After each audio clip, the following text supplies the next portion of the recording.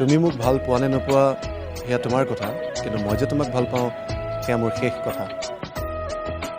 মটৰচাইকেলখন কিনোতে যেনেকৈ ব্ৰেণ্ড এইবিলাক নাম এইবিলাক চাই লওঁ, তেনেকৈ কিবা ডাইলগটো মই পাহৰিছোঁ, মানে পপুলাৰ হৈছে, জনপ্ৰিয় হৈছিলে। সেইটো প্ৰেমৰ ক্ষেত্ৰত এনেকুৱা নহয়। দৰ্শকসকলক এই চেনেলৰ যোগেদি মোৰ মানে এই ইংৰাজী নৱবৰ্ষৰ প্ৰথমতে শুভেচ্ছা জ্ঞাপন কৰিছোঁ আৰু আগন্তুক ভোগালী বিহুৰ হিয়া ভৰা ওলগ জনাইছোঁ। গতিকে সকলো মানে ভালে থাকক, মানে নিজৰ স্বাস্থ্যৰ যত্ন লওক। গতিকে ঠাণ্ডাও পৰিছে, গতিকে সকলোৱে মানে দীৰ্ঘায়ু হৈ থাকক তাকে কামনা কৰিছোঁ। হয়, নমস্কাৰ। প্ৰাগজ্যোতিষপুৰ লাইফৰ আজি এক বিশেষ সাক্ষাৎকাৰত আমাৰ মাজত আছে অসমৰ জনপ্ৰিয় অভিনেতা প্ৰসেনজিৎ বৰা। প্ৰথমতে আপোনাক স্বাগতম জনাইছোঁ। আপোনাৰ আগৰ পৰাই আপোনাৰ ভিডিঅ' চাই আহি আছোঁ, বহুত ধৰণৰ ভিডিঅ' আমাৰ ৰাইজৰ আগত আগবঢ়াইছে। আৰু কিবা আপোনাৰ প্ৰস্তুতি চলি আছে নেকি? প্ৰস্তুতি এতিয়া নতুনকৈ এটা মোৰ বিহু গীত, তাৰমানে থিয়েটাৰৰ মাজত অলপ অসুবিধা হয়, মানে কেমেৰাৰ কামবিলাক কৰিবৰ কাৰণে দীঘলীয়া কাম কৰিব নোৱাৰোঁ। গানৰ কাম কৰিছিলোঁ তেনেকৈ। এতিয়া বিহু ৰাইজক মানে প্ৰথম বছৰ নতুন বছৰ বুলি ভোগালী বিহুৰ আগে কাইলৈ ৰিলিজ হ'ব এইটো লালৈ ভলিউম 2 বুলি এটা বিহু গীতৰ কেছেট, মানে ভিডিঅ'টো আমাৰ মোৰ মানে এগৰাকী আৰু ভণ্টি সংগীতা ডেকা আৰু নীল আকাশে গাইছে গানটো। নীল আকাশে গাইছে আৰু মই আৰু মোৰ সহধৰ্মিনী নিৰ্মালীয়ে আৰু ৰমেন তামুলী এনেকৈ অভিনয় কৰিছোঁ। গতিকে আশা কৰোঁ ৰাইজে ভাল পাব এইটো গান। এইকেইদিনতে মুকলি হ'ব। আপোনাক দেখা পোৱা গৈছে বিভিন্ন সময়ত আপুনি ৰাইজৰ মন জয় কৰিবলৈ সক্ষম হয়। আপোনাৰ নিজৰ যি চৰিত্ৰ থাকে সেই চৰিত্ৰ দি আপোনাৰ আজিৰ এইখন যি নাট মঞ্চস্থ কৰিলে আপোনালোকে থিয়েটাৰত, আপোনাৰ কোনটো বেছি মানে ভাল লাগে এই থিয়েটাৰৰ ডাইলগসমূহ? কিছুমান ডাইলগবোৰ আচলতে প্ৰতিখন মানে নাটকৰে কিছুমান স্পেচিয়েল তেনেকৈ ডাইলগ থাকে, মনতে ভাল লগা ডাইলগ। এতিয়া ডাইলগ বেছ কিছুমান নাটক থাকে, আগতে কৰি অহা তাৰমানে অকল ডাইলগ প্ৰধান তেনেকুৱা নাটক থাকে। এতিয়া এই সামাজিক নাটক মানে এনেই সচৰাচৰ আমি যেনেকৈ আমি কথা কওঁ তেনেকুৱা ধৰণৰ মানে নাটক এইবিলাক। তাত বিশেষ কিছুমান মানে ধৰক ডাইলগ বুলি ক'লে আগৰ কিছুমান নাটক আছে তেনেকৈ ডাইলগ ক'বলগীয়া। গতিকে তেনেকৈ নাট্যকাৰে লিখে, মানে ভাল ডাইলগ মানে পাই যাওঁ তেনেকৈ। কেতিয়াবা কিছুমান মনত থাকি যায় আৰু কিছুমান নাটক মানে আগৰ কিন্তু ৰাইজে খুবেই ভাল পাইছে। এইটো বহুদিনে কৰা চাগে কোনটো কেছেটৰ আছিলে?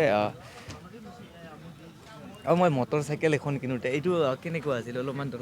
এইটো পাহৰিছোঁ এতিয়া। সেইটো অপ্সৰাৰ আছিলে, অপ্সৰা এখন।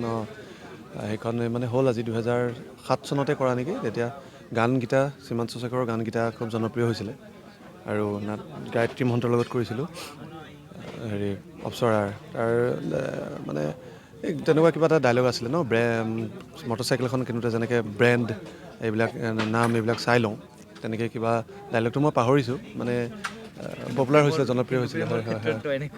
সেইটো প্ৰেমৰ ক্ষেত্ৰত এনেকুৱা নহয়। আৰু তাৰে এটা খুব মানে ভাইৰেল হোৱা ডাইলগ এটা আছিলে, তুমি মোক ভাল পোৱানে নোপোৱা সেয়া তোমাৰ কথা, কিন্তু মই যে তোমাক ভাল পাওঁ সেয়া মোৰ শেষ কথা।